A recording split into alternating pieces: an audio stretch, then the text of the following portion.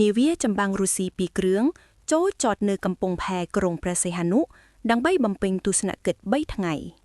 នៅព្រឹកថ្ងៃទី6ខែមេសាឆ្នាំ2026នេះនាវាចម្បាំងរបស់រុស្ស៊ីចំនួន2គ្រឿងបានចូលចតនៅកំពង់ផែស្វយ័តក្រុងព្រះសីហនុ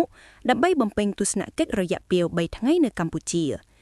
នាវាចម្បាំងទាំងពីរគ្រឿងនេះមកពីកងនាវាប្រចាំតំបន់ប៉ាស៊ីហ្វិកនៃកងទ័ពជើងទឹកសហព័ន្ធរុស្ស៊ី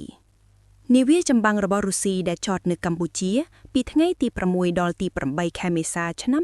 2026នេះរួមមាននាវា Sovezhny លេខ333និងនាវា Risky លេខ343នាវាចម្បាំងទាំងពីរគ្រឿងនេះដឹកនាំដោយមេបញ្ជាការលោកវរនាវាឯក Shmagin Artem និងមេបញ្ជាការលោកវរនាវាឯក Kovalev Igini ហើយមាននាវាសរុបប្រមាណ262នាក់នាវាទាំងពីរគ្រឿងនេះមានប្រវែងប្រមាណ104ម៉ែត្រនិងទម្ងន់ជាង2000តោននៅវេលាម៉ោង 7:09 ព្រឹកនាវាចម្បាំងដ៏មានអានុភាពលើលំហសមុទ្ររបស់រុស្ស៊ីបានចូលចតនៅកំពង់ផែស្វយ័តក្រុងព្រះសីហនុ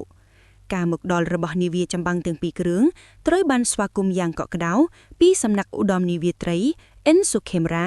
មេបញ្ជាការរងមូលដ្ឋានសមុទ្ររៀមជាមួយកងទ័ពជើងទឹករបស់កម្ពុជាចំនួន60នាក់ដោយមានការចូលរួមពីលោក Anatoly Borovic ឯកអគ្គទូតរុស្ស៊ីប្រចាំនៅកម្ពុជាផងដែរ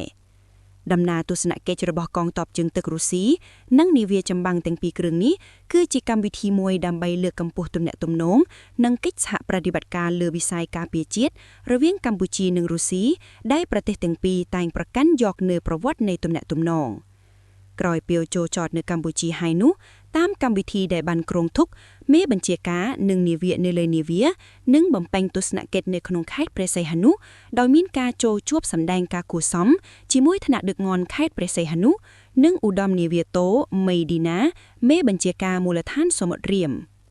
ក្រៅពីនោះលោកឧបនាយករដ្ឋមន្ត្រីទាសីហារដ្ឋមន្ត្រីក្រសួងការពារជាតិកម្ពុជានិងថ្នាក់ដឹកនាំនៃក្រសួងការពារជាតិជាច្រើនរូបទៀតក៏នឹងអញ្ជើញទស្សនកិច្ចលើនាវាផងដែរ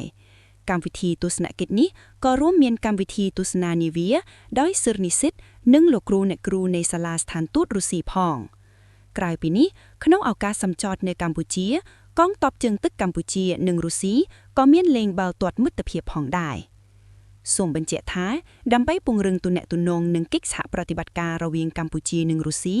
នាវាចម្បាំងរបស់រុស្ស៊ីបានមកចតនឹងទស្សនកិច្ចនៅកម្ពុជាជាបន្តបន្ទាប់កាលពីឆ្នាំ2025កំឡុងខែមេសានិងឧសភា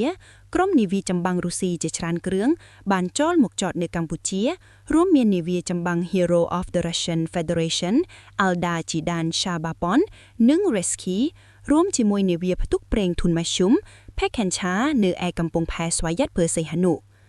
តាមរបាយការណ៍បានឲ្យដឹងថាគិតចាប់ពីឆ្នាំ2011មកនាវាចម្បាំងរុស្ស៊ីបានចូលចតនៅកម្ពុជាចំនួន8លើកស្មើ18គ្រឿង